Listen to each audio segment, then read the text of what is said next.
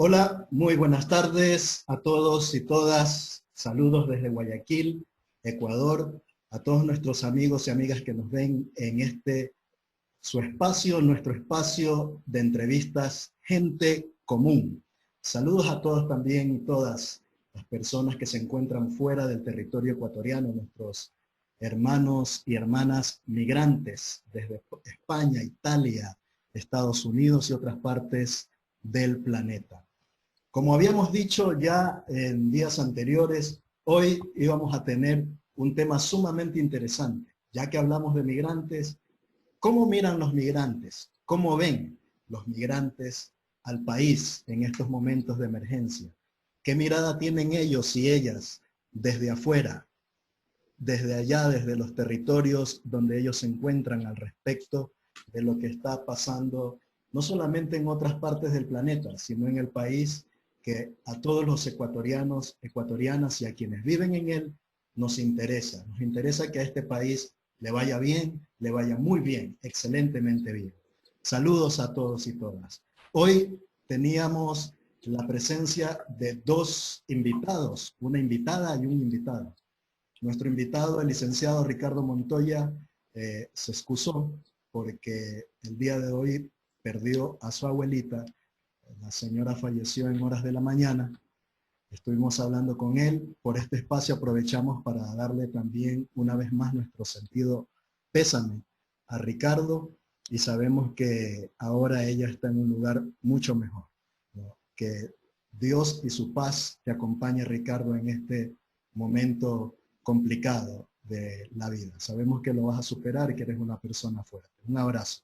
Desde acá de Guayaquil, sé que estás en Londres. Pero tenemos ya en nuestro espacio a nuestra colega y amiga Aide Cuenca. Aide, ¿cómo estás? Muy buenas tardes.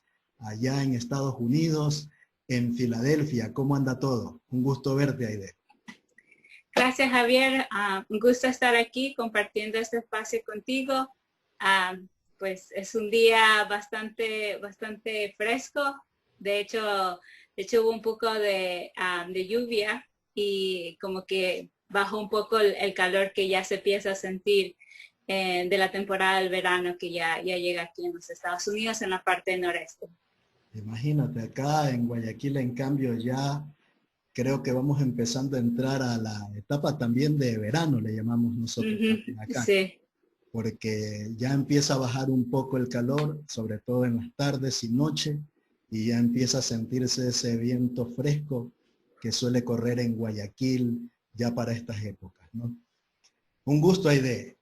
Quiero presentarte, antes de empezar, Aide Cuenca Narváez. Actualmente posee una maestría en liderazgo por la Universidad Cabrini. ¿Así es, Aide, o estoy pronunciando mal? Cabrini, No, ¿no? así es, Ya. Universidad Cabrini. En los Estados Unidos.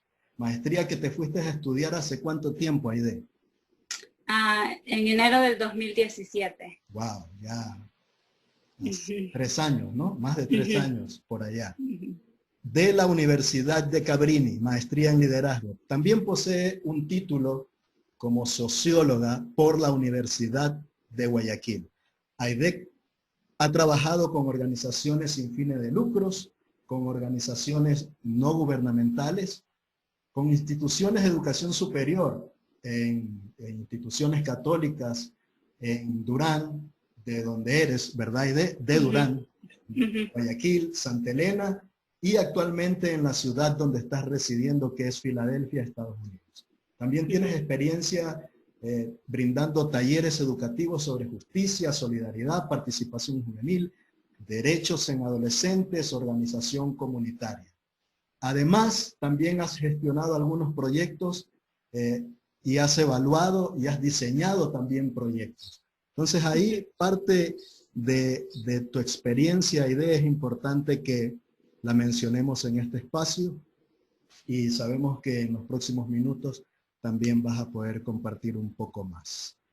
Aide, antes de iniciar en este proceso de preguntas y respuestas, voy a tomarme un minuto para hacer una breve introducción, porque es importante que sepamos lo siguiente, ¿sí? aquí en su espacio de gente común. Desde hoy van a poder observar este video, lo van a ver en el canal de YouTube. Me encuentran como Javier Eduardo Perlaza Rodríguez. Ahí me buscas y vas a poder observar este video sumamente interesante. La mirada que tienen los migrantes de nuestro país, ¿sí? Hacia el Ecuador. ¿Cómo miran el Ecuador desde afuera a nuestros hermanos y hermanas ecuatorianos y ecuatorianas? Aide, este es un documento que he recopilado con información de algunas fuentes y que nos permite en alguna medida poder observar cuántos migrantes actualmente, según la Cancillería, se encuentran fuera del país. 1.400.000 personas. Los países donde más vamos los ecuatorianos son Estados Unidos, España e Italia. Estados Unidos con 916.800 personas, España 412.000, Italia 121.000. El número de mujeres migrantes es 734.150 y el de varones 665.909. Esos son datos que hemos recogido de algunas fuentes, de Cancillería, de datos más macros Sport, ¿sí? Entonces, esto es importante que lo conozcamos para que vayamos contextualizándonos en la entrevista que vamos a hacer el día de hoy. Amigos, amigas, Aide, en los días de inicio de la pandemia, según Diario El Universo, una entrevista que le hace a la ministra de Gobierno, la señora María Paula Romo, habían alrededor de 1.600, 1.700 ecuatorianos fuera de nuestro país al inicio de la pandemia, en distintas partes del mundo, en Europa, en Estados Unidos, en México, etc. La Cancillería menciona en su página que hasta el 22 de mayo regresaron al país 11.212 personas en el transcurso de la pandemia, a través de los distintos vuelos humanitarios que se han estado realizando durante todo este tiempo, desde el mes de marzo, que arrancó básicamente el estado de emergencia acá en el país, hasta el 22 de mayo se reportan el retorno de 11.212 ecuatorianos, siendo Europa, México, ¿verdad?, lugares de donde más han retornado los ecuatorianos en esta época de pandemia. Entonces, Aide, visto estos breves datos, quiero empezar preguntándote, tú como migrante ecuatoriana, joven, y que ahora estás en un país hace ya más de 3 años, radicada allá, que has estudiado en este país, en Estados Unidos, en Filadelfia, en la Universidad Cabrini, has obtenido una maestría de una universidad de este país. ¿Cuál es la mirada que tú tienes desde afuera, desde allá? ¿Cómo ves al país en este momento de emergencia? Bueno, hay muchas cosas, ¿verdad?, que uno puede comentar respecto a la situación actual. Y tal vez quiero empezar diciendo que ya había ciertas preocupaciones en el sentido de que el país ya estaba mostrando cierta inestabilidad desde octubre del 2019. De hecho, hubo mucho movimiento en la comunidad migrante aquí en los Estados Unidos. Hubieron protestas y manifestaciones en algunas ciudades. Yo alcancé a ir a una manifestación que se realizó en Nueva York, en una ciudad en Queens, me recuerdo, donde los migrantes ecuatorianos estaban intentando unirse en una manera solidaria con lo que estaba pasando en octubre del 2019. De hecho, hubo un grupo de migrantes que llegó hasta las oficinas del Fondo Monetario Internacional en New York a hacer protestas, irrumpió en el edificio. Ya venía personalmente yo viendo esta situación bastante inestable en cuanto a lo que estaba pasando dentro del país. De hecho, en el 2018 yo estuve visitando el país y hubieron algunos comentarios también de las personas con las que conversaba, vecinos allá en Durán, amigos, que miraban cierta inestabilidad y cierta preocupación al futuro del país. Obviamente la pandemia es una cuestión que no tiene el gobierno, ningún gobierno tiene control sobre tal.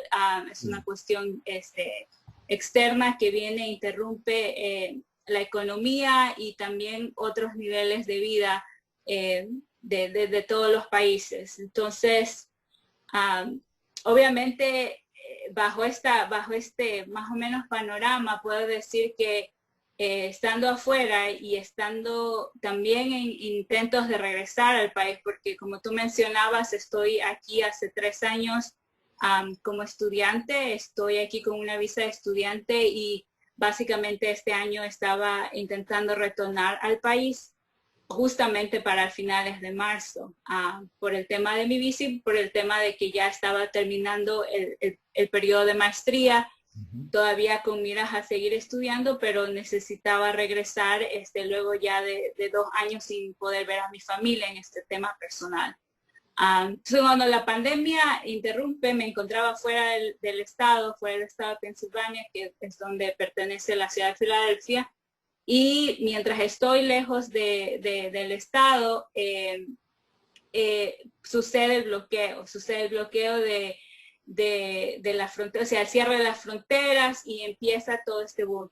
De hecho, la primera semana de lo que toma fuerza la pandemia, el coronavirus en Italia, que empieza a hacer el boom en las noticias, yo me encontraba en medio de las montañas, en el desierto, en otro estado, sin acceso a internet, sin acceso a ningún tipo de comunicación.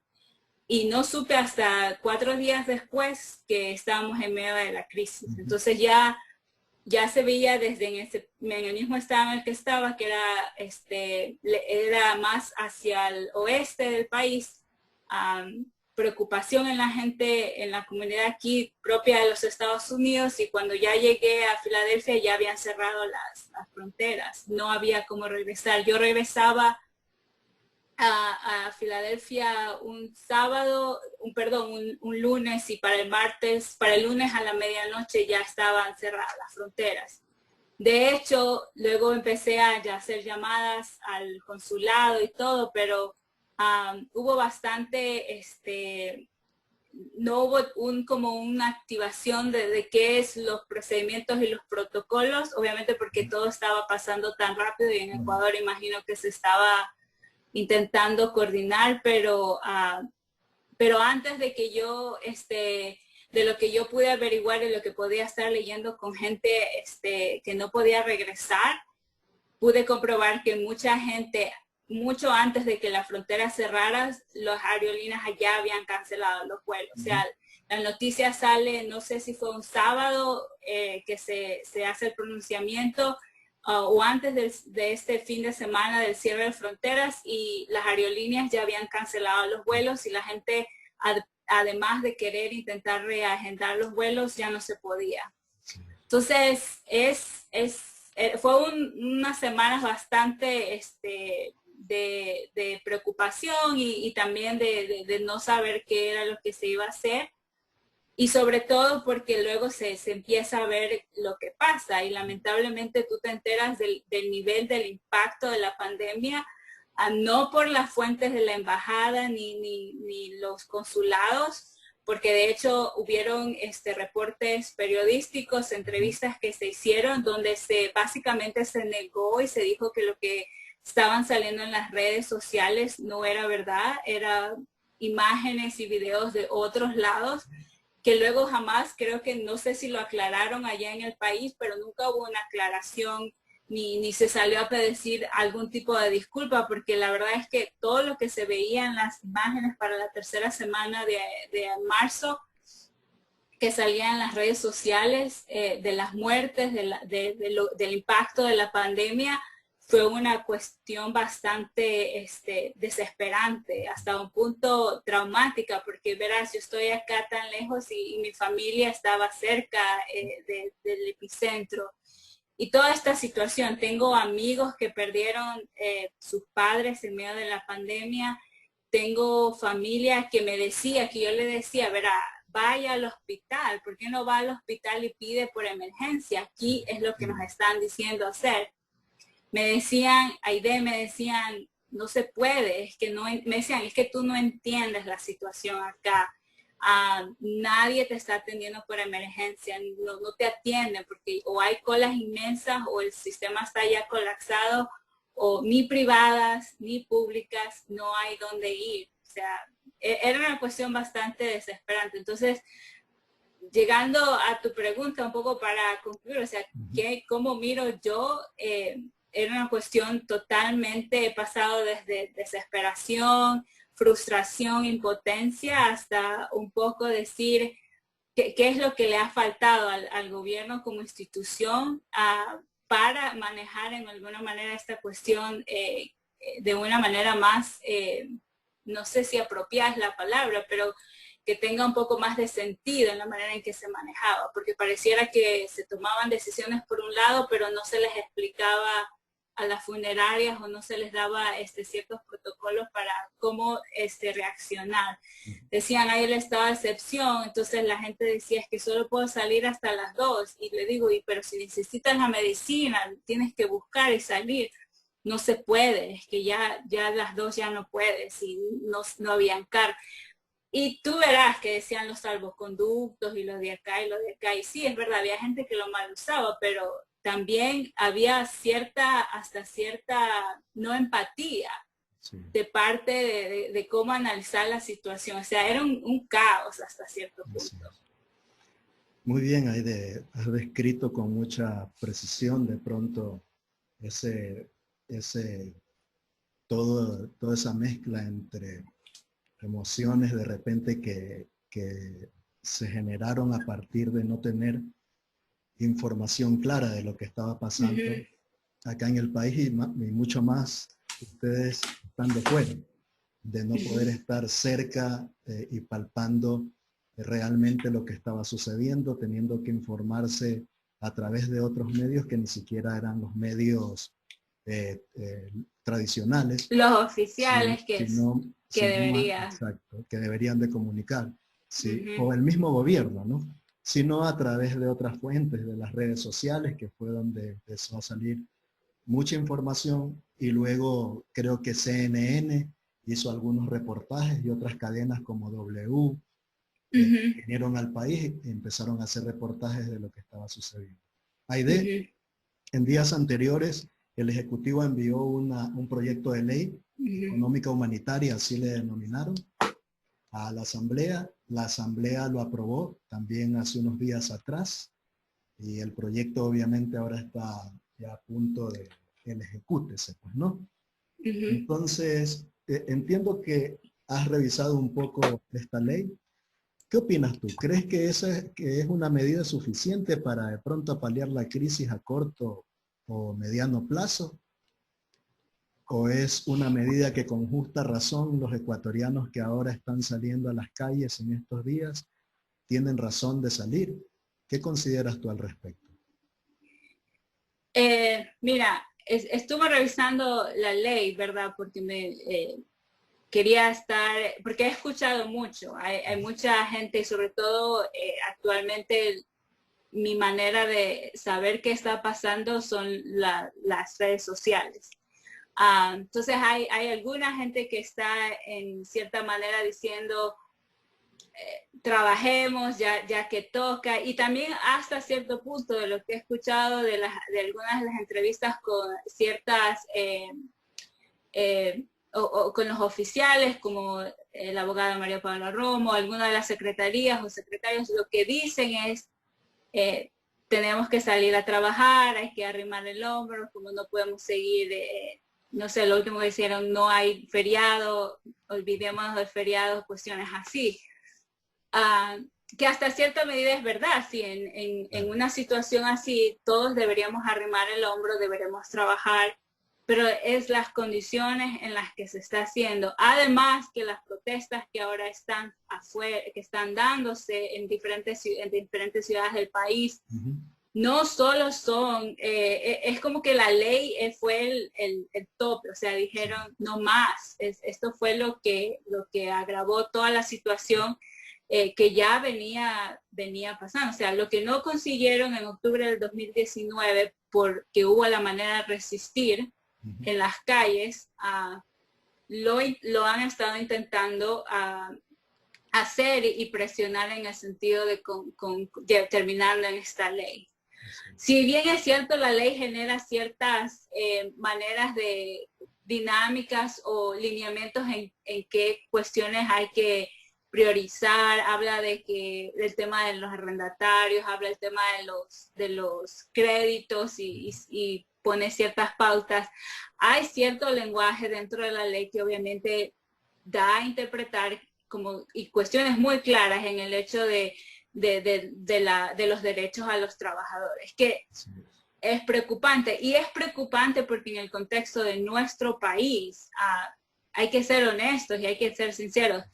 El empleador no va a negociar, no se puede decir que el empleador y el trabajador van a tener una igualdad en el tema de negociación. Sí. Si antes de estas leyes y el Código de Trabajo y los derechos del trabajador, de la eliminación de la terciarización, o sea, pues estamos hablando de algunos años atrás, el empleador hacía lo que se le daba la gana. No respetaba y no hacía o no, ¿cómo se dice? No buscaba la manera de asegurarse que los guardias de seguridad que estaban trabajando para ellos sí estén siendo asegurados o sí estén recibiendo sus derechos. ¿Qué hacían las empresas? Se hacían como que no era con ellos, yo solo me encargo de recibir a los terciarizados, en este caso, por ejemplo, con los guardias de seguridad en una empresa y eso es, hasta ahí llega en la manera en que me involucro. Entonces, si estamos hablando de cómo esta ley realmente va a generar ciertas desventajas para el empleador, para el trabajador, es real. O sea, la gente está en las calles porque la crisis ha afectado a la clase trabajadora.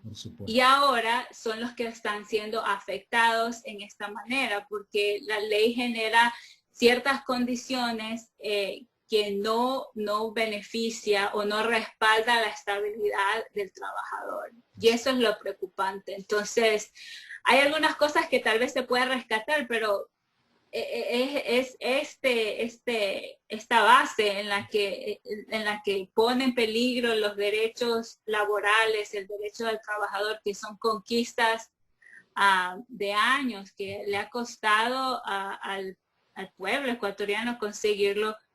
Ahora se está intentando flexibilizar, esa es la palabra que usan, la flexibilización. Y recordemos que esta es la agenda que se ha venido dando entre los últimos años, que se intentó dar en octubre del año pasado con las marchas, la flexibilización laboral, y que se pretende hacerlo ahora. Lamentablemente vivimos en una sociedad donde el empleador o donde la gente va a usar la ley en una manera en que se beneficie, porque lamentablemente vemos que se habla de acumulación de riquezas en lugar de repartición, y donde se sigue viendo al trabajador no como alguien esencial que aporta y contribuye al crecimiento, sino como una herramienta o un objeto que solo viene a producir. Sí. Entonces creo que la perspectiva y la mirada, como se sigue viendo al trabajador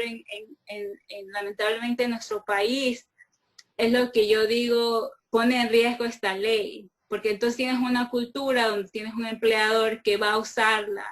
A mí la gran mayoría lamentablemente va a usarla de esa manera. O sea, si antes de esta ley ya habían situaciones de abuso laboral, y tengo algunos ejemplos de familiares y amigos que han sido abusados laboralmente, y ¿verdad? Antes de esta ley, imagínate qué se puede esperar con esta situación que se viene adelante y ahora con una ley que lo habilita. Es peligroso. Sí, sumamente complicado. Siempre una ley que nos regresen derechos, ¿verdad? Siempre una ley que genere y que amplíe más las brechas de desigualdad en un país donde hay tanta desigualdad, jamás será bienvenida por las mayorías, ¿no? Jamás será Exacto. bienvenida no solamente por la clase trabajadora, sino por la gran mayoría de ecuatorianos y ecuatorianos, dentro o fuera de este país. Estamos con Aide Cuenca, máster en liderazgo por la Universidad Cabrini de Filadelfia, Estados Unidos, socióloga de la Universidad de Guayaquil, ecuatoriana, y estamos en esta entrevista cómo miran los migrantes al país desde afuera. Hoy van a ver este video, así que denle un like, suscríbanse, compartan, etcétera. Hagan comentarios, vamos a responderlos si de pronto es el caso.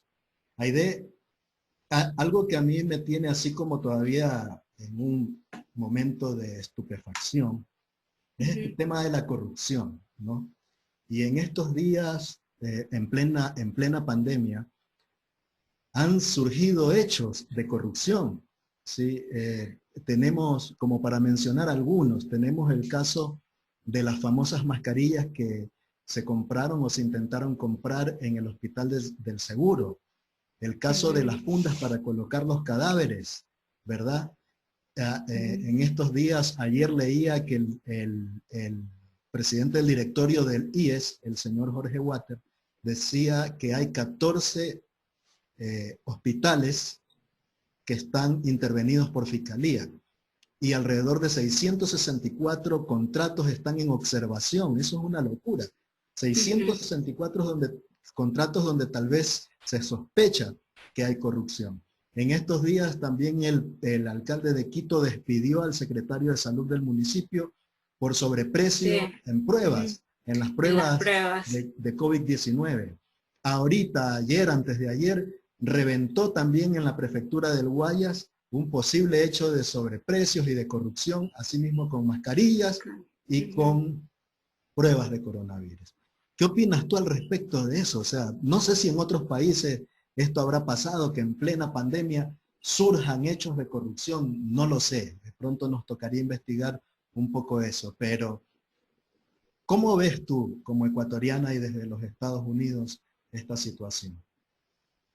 Mira, es lamentable como es lamentable y como decía hace un momento, es esa impotencia de saber todo lo que está sucediendo y porque al final toda esta situación tiene un efecto psicosocial en la población o en cualquier otra, y sobre todo la gente vulnerable, porque al final tú miras que te están pidiendo por un lado que hagas todo este tipo de sacrificios por la patria, ¿verdad? Porque así se escucha decir, pero al mismo tiempo tú ves que las autoridades o las personas que han sido electas para cargos públicos y para ayudar en ese sentido, están involucrados en tremendo desastre. O sea, es lamentable ver que ni en medio de la crisis, en medio de tanta situación de muerte y de mucho dolor, se estuvieron aprovechando ciertas personas para hacer algún tipo de negocio, sacar provecho. O sea, si tú miras eso de ahí, yo digo, así hay mucha, ¿qué es lo que pasa, verdad? ¿Cuánta gente está esperando esperando ahí para aprovecharse de situaciones así? Y no por ser dramático, tal vez llevar al extremo, pero eso es lo que preocupa con las leyes que están aprobando, con la ley de apoyo humanitario. O sea, no hay una una red de apoyo, no hay una cultura o lamentablemente no se ve que la mayoría quiere el bienestar para el otro. O tal vez son unos cuantos que están por ahí aprovechándose de la situación, pero que lamentablemente golpea porque es para mucha gente hasta un punto, ¿qué más se puede esperar? Hay compañeros con los que converso allá en Durán y dicen, ya no se sabe qué más esperar. Y es como que si ahora la corrupción se vuelve algo que es parte de nosotros. O sea, exacto, o sea, ya es menos asombro. Así es. Y no quiero decir que no pase en otros lados, necesariamente sucede, o sea, lamentablemente sucede en muchas partes del mundo. Ahora sí, saber qué es lo que cada administración a nivel mundial ha hecho en temas de cómo ha manejado la crisis. Yo no sé, hasta ahora no tengo datos o información para hablar sobre y decir si ha habido algún tipo de corrupción. Pero mira, es como ecuatoriana y como alguien que siempre ha pensado que lo mismo, que todos trabajando se saca adelante el país o nuestra comunidad, solamente el apoyo entre unos a otros es lo que nos permite salir hacia adelante. Este tipo de situaciones realmente golpea y golpea fuerte porque te desanima y porque te dice, o sea, no hay ningún espacio en este tema del trabajo público en el que realmente se pueda servir. O sea, ¿cómo más puedes servir a tu país o desde estas posiciones cuando tú miras que sucede tanto como este tipo de situación? Así es. En un país donde la gente tiene que ir de día en día tratando de conseguir a duras penas $5, $8 para los alimentos de sus hijos, se tenga que ir tanto dinero, porque estamos hablando de millones de dólares, no estamos hablando de dólares, así sea $1 que se vaya en corrupción, ya nos perjudica. Ahora, ¿cuánto más millones de dólares? Entonces, en un país donde hay gente que a duras penas hace para comer, que se escapen, que se vayan de esa forma tanto dinero, realmente es inconcebible. En estos días revisaba que el primer ministro inglés está teniendo dificultades porque su asesor había violentado el tema de confinamiento, ¿no? Ya que él aducía que su esposa se había contagiado de coronavirus y él solamente vive con la esposa y un niño de 4 años. Entonces sintieron temor de que él también estuviera contagiado, entonces decidieron viajar a otro lugar donde ellos residen. Y eso se formó un escándalo en Inglaterra, ¿sí? Al punto de que la oposición y miembros del partido del primer ministro están exigiéndole que lo destituya, ¿no? Que lo saque de funciones al asesor. Imagínate en ese hecho, ¿no? Que quizás puede ser verdad, que se contagió la esposa y como padre vas a buscar inmediatamente las mejores condiciones para tu hijo. Pero eso da cuenta de cómo son de pronto también otras sociedades. Acá hemos visto estos hechos de corrupción y hasta ahora, pues, no sé, esperemos de que los culpables, los realmente culpables, los que realmente se llevan los miles y millones de dólares, vayan a parar tras las rejas. Ojalá sea así. Aide, para ir ya aterrizando y concluyendo este espacio, el tiempo se nos ha ido en el agua, líquido. ¿Qué medidas ha tomado el gobierno de Estados Unidos a través del presidente Donald Trump? Esas medidas tomadas por el gobierno de Estados Unidos, ¿hasta qué punto le afectan a los migrantes, no solamente ecuatorianos, sino a los migrantes en general? Y sobre todo a los latinos, que a veces son como también los más relegados con la raza afroamericana, ¿verdad? Pero yo estoy viendo cifras y veo que hasta el momento en Estados Unidos hay 100.000 personas fallecidas por coronavirus. Y más de 1.600.000 personas contagiadas en todo el territorio norteamericano, estadounidense, ¿verdad? siendo Nueva York uno de los principales estados donde el virus ha pegado con mucha fuerza. ¿Cuáles son las medidas que ha tomado Donald Trump? Entiendo que quieren ya aperturar, que la gente está empujando, que Donald Trump está empujando para que ya se abran los negocios, todo el mundo salga a la calle. No sé qué reacciones están teniendo los gobernadores de los distintos estados, allá en Filadelfia, en Nueva York, etcétera. ¿Qué opinas tú al respecto? Mira, una cosa interesante de acá del gobierno en los Estados Unidos es que como es un estado federalista, los gobernadores tienen ciertas atribuciones que, en las cuales el presidente no puede decidir. En este caso, que se abra un estado, la economía o la reactivación, es decir, todo empiece otra vez a funcionar, depende principalmente del gobernador del estado.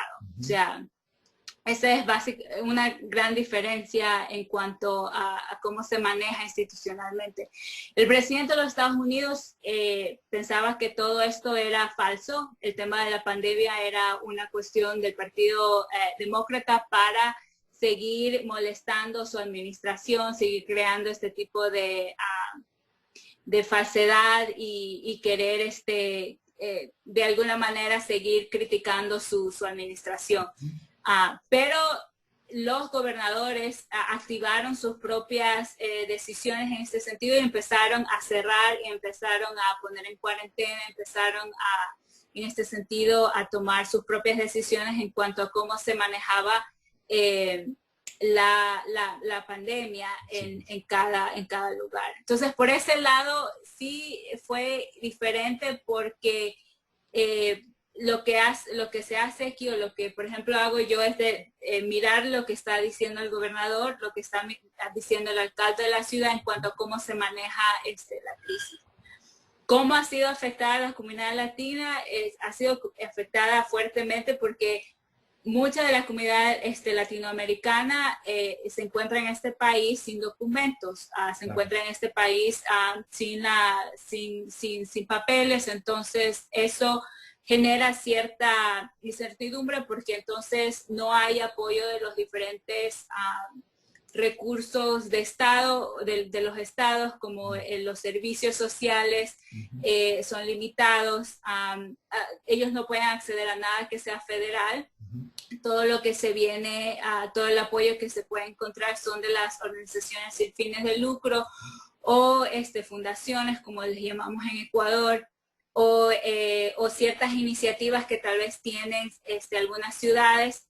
En el caso de Filadelfia, Filadelfia es considerada como una ciudad santuario de migrantes, que significa que la policía de la ciudad de Filadelfia no comparte información con ICE, que es la policía de la migra, como le llaman.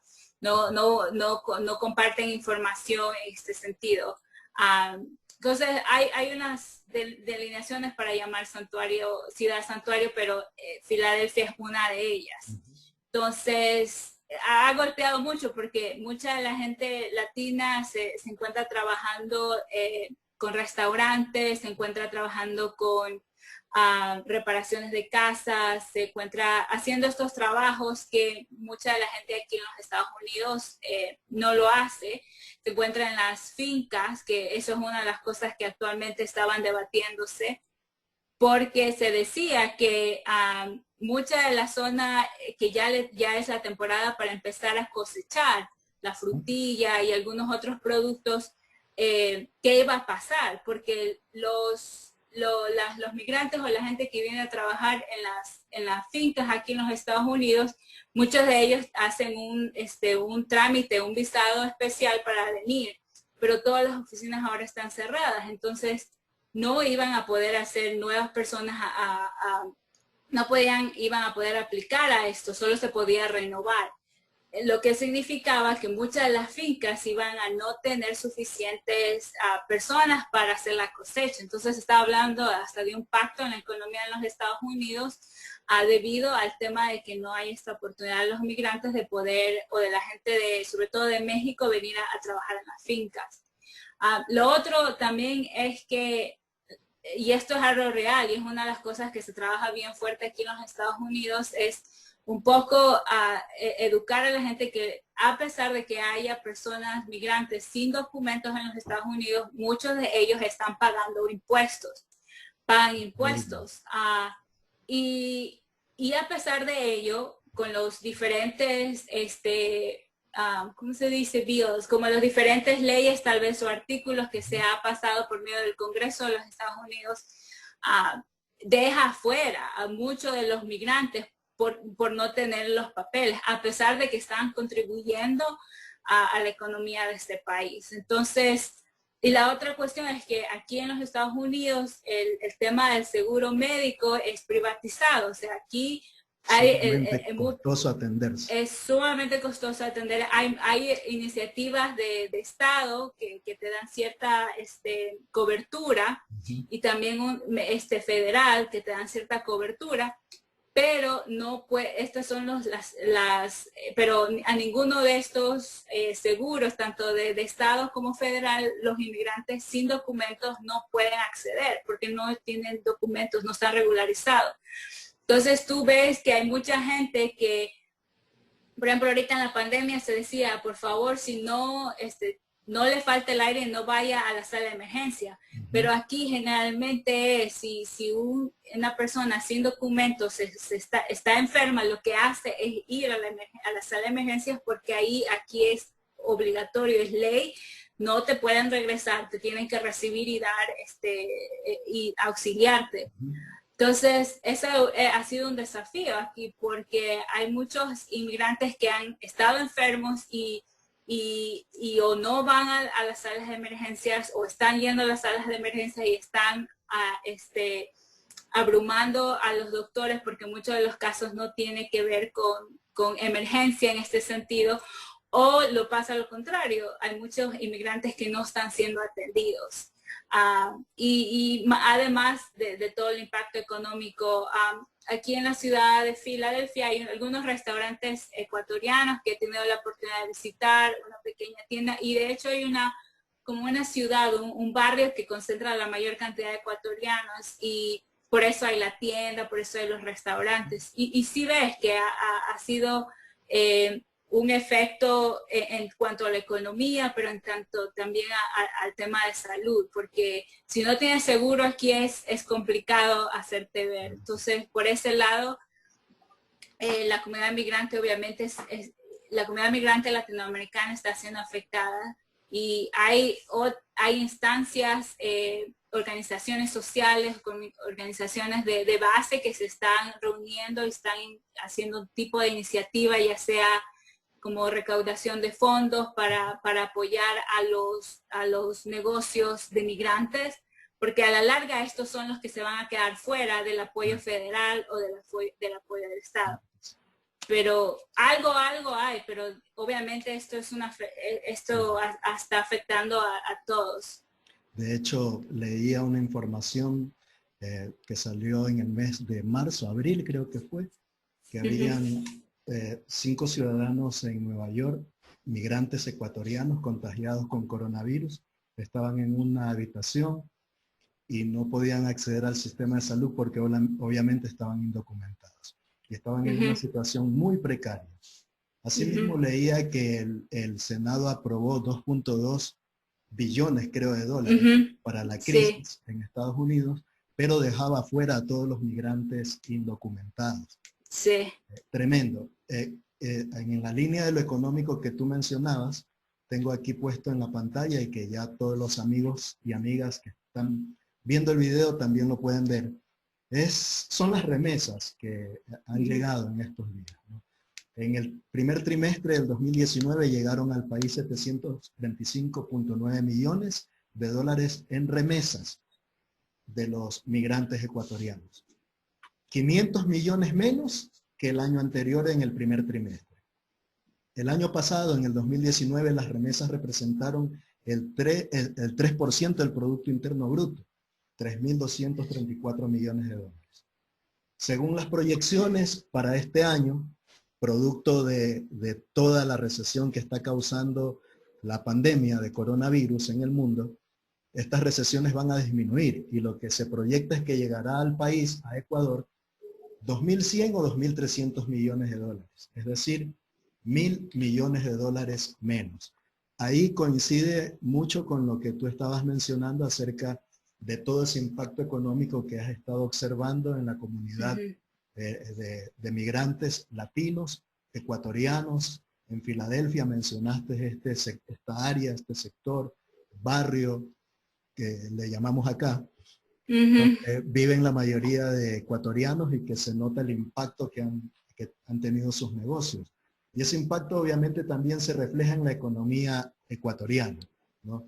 Porque al ecuatoriano perder su empleo, son menos remesas para nosotros acá. Son familias que dejan de recibir de repente ese recurso que mes a mes la mamá, el papá, el tío, el hermano, el sobrino, el abuelo, el nieto, envían a sus familiares hasta el Ecuador. Entonces, Aide, en realidad ha sido un gusto poder volver a encontrarnos a través de esta plataforma. Este es un espacio que también es tuyo, es de todas, de todos aquellos que están viéndonos. Estamos dando un espacio para aquellos ciudadanos comunes, ciudadanos y ciudadanas comunes, que a pesar de que son comunes, siempre dicen las cosas con mucha objetividad. Hemos escuchado el día de hoy a Aide Cuenca, guayaquileña, ecuatoriana, radica actualmente en Estados Unidos, Filadelfia, con una maestría en la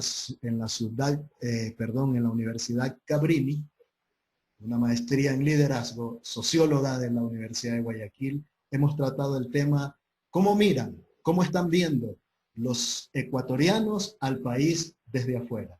Aide ha colocado a través de la entrevista, a lo largo de la entrevista, algunas miradas, algunas observaciones. Hemos hablado desde esa objetividad de cómo vemos al país en lo económico, de la ley económica humanitaria, del apoyo que ellos como ecuatorianos y comunidad ecuatoriana han recibido o no de la Embajada de Ecuador allá en Estados Unidos.